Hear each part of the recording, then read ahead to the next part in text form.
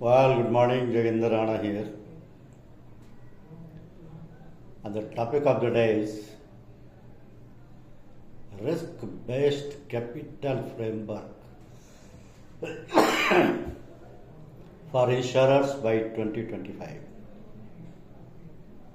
Risk-based capital framework for insurers by 2025.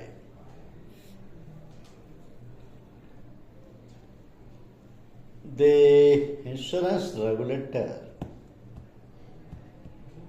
is making significant efforts toward developing and implementing a risk-based capital framework for insurers, with plans to roll it out by 2025. The proposed risk-based capital framework, which aligns with the international capital standards, will mark a shift from the current factor-based solvency capitalism, allowing insurers to manage their capital more efficiently. The chairman said we are about midway through the development and aim to roll out the risk-based capital by 2025. So delivering the address,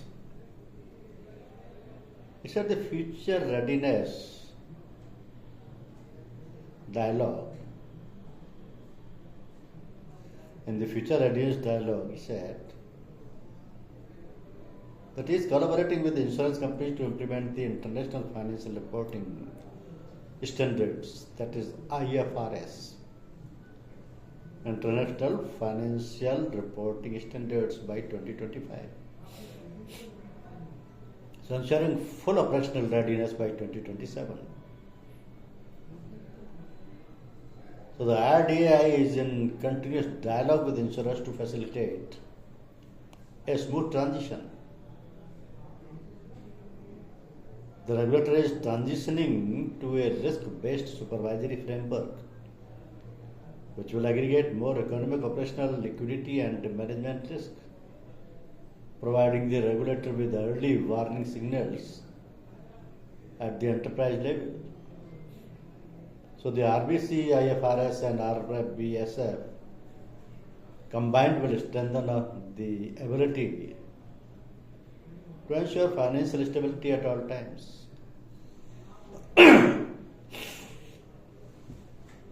The RDS said that the insurance sector manages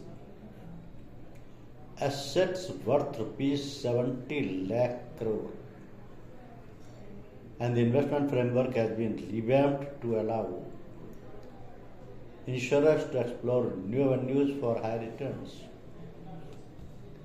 So insurers are permitted to invest in funds of AIFs, debt securities of InvITs, InvestITs and REITs, with increased exposure to the BFSI sector.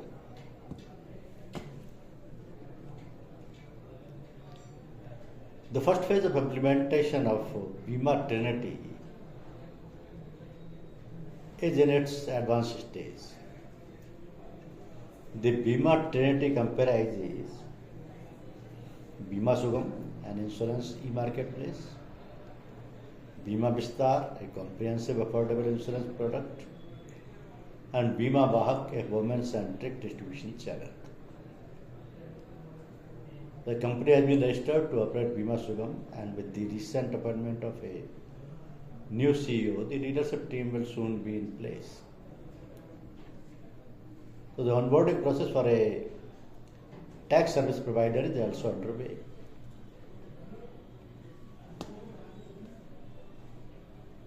So the guidelines for Bima Vahak have been issued and the final product structure for Bima Vistar is now ready. Once fully operational, the Bima Trinity will be a game changer for the insurance industry. The idea is first to enhance ease of doing business and modernization of its principle-based framework, reducing the number of regulations from 78 to just 20, while repealing over 375 circulars. The new insurance applications can now receive a no objection certificate within 25 to 48 hours via the online portal. So, with dedicated facilitators guiding them until operations commence. Once in the market, insurers can launch product immediately under the use and file guide regime. The prior approval requirement for expenses management and capital raising has been removed, leaving these decisions to the boards of insurance companies.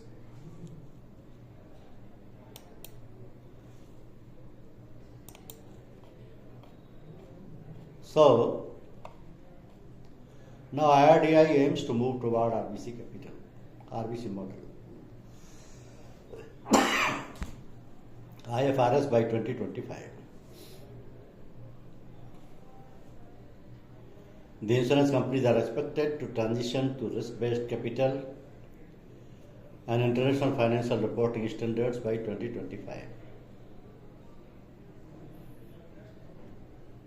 So, dedicated missions, boards, teams are working at full throttle in this direction, and the regulator is expecting that they should be able to transition to the RBC regime as well as converge to the IFRS by 2025. In August 2023, the IRDA announced that shift towards the RBC framework. So, as per the RBC framework, capital requirements are based on the specific risk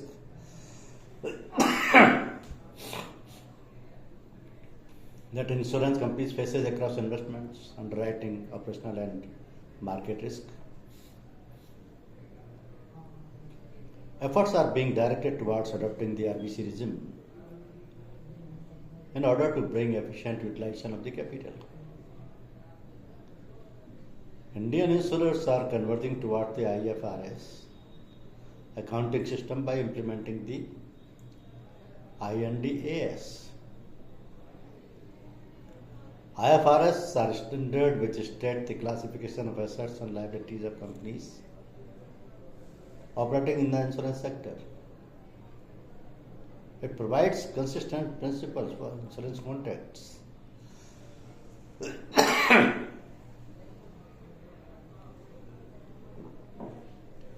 Last year saw the entry of a new players into the market, and there are a few more in the pipeline, which hints at the potential of the sector. Last year saw the entry of few new players, more than 4. New insurance companies have entered. So, making a significant development after a hiatus of almost 12 years in the life sector and 5 years in the general insurance sector. And there are a few also in the pipeline. So, this resurging not only underscores the sector's inherent potential, but also reflects a renewed and heightened interest from the investors. Though the industry is growing at double digits, there still lies a huge potential for expansion as well as deepening of the insurance market in India. So, among the scope available for insurance penetration or proliferation, there is a lot of potential in traditional risk areas like life, health, property, motor and drug. There is a gap to fill in the macro, micro, small and medium enterprises sector. There is a missing middle in the health segment which requires urgent attention. Additionally, there is a need to address emerging risks like climate change, pandemics, and cyber threats. Technology can be leveraged to construct more efficient systems, deliver a superior customer experience, and create innovative products that cater to the evolving needs of the consumers. So it's about creating an industry that is not just reactive but proactive,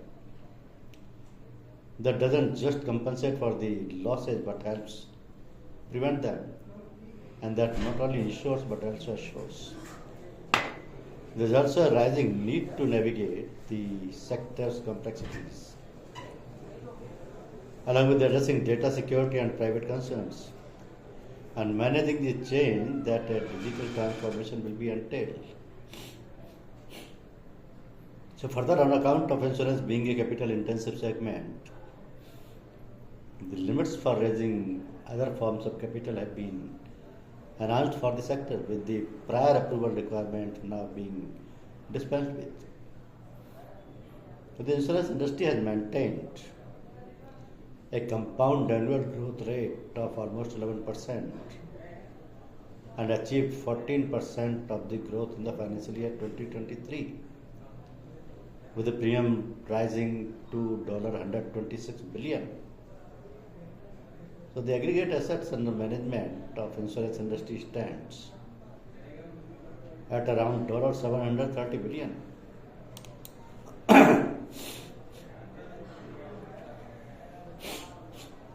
So the service sector, occupying large share of the country's gross domestic product, is one indicator of a nation's economic development. The sector has a huge impact on the lives of the country's population. The financial health of the organization in the sector is now almost synonymous with the financial health of the country. In view of the risk profile of the financial sector in advanced countries, the risk-based capital has emerged as a key concept to guard the health of the sector, prompting similar initiatives in other emerging markets. It can be equally effective and rewarding in all other segments of the economy. So today the term surprisingly carries a mystic aura around it.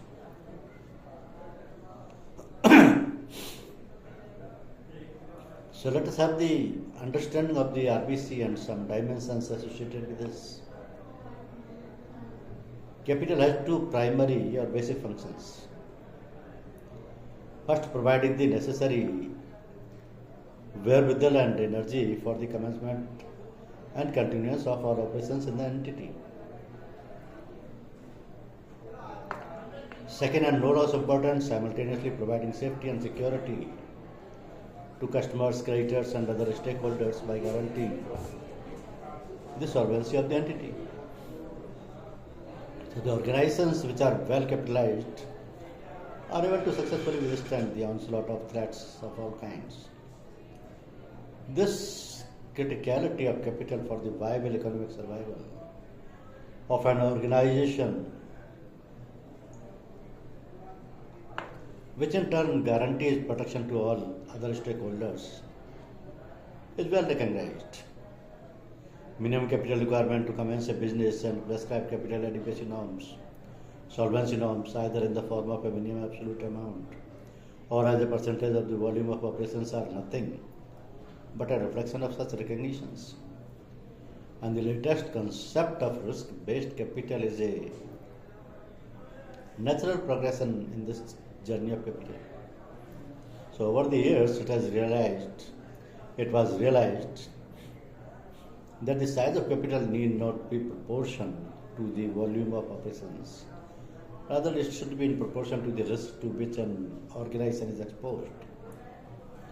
So to put it in simple words, RBC says that the greater the risk faced by the organization, greater is the capital needed, and vice versa. So the concept of RBC attempts to answer the following questions.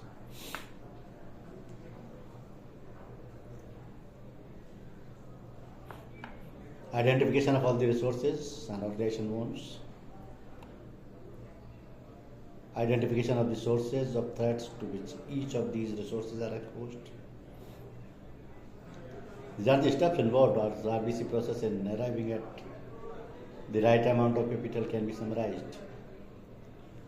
Risk weighing assessment of likelihood of the threats operating on the resources and extent of consequent efforts on organizational resources.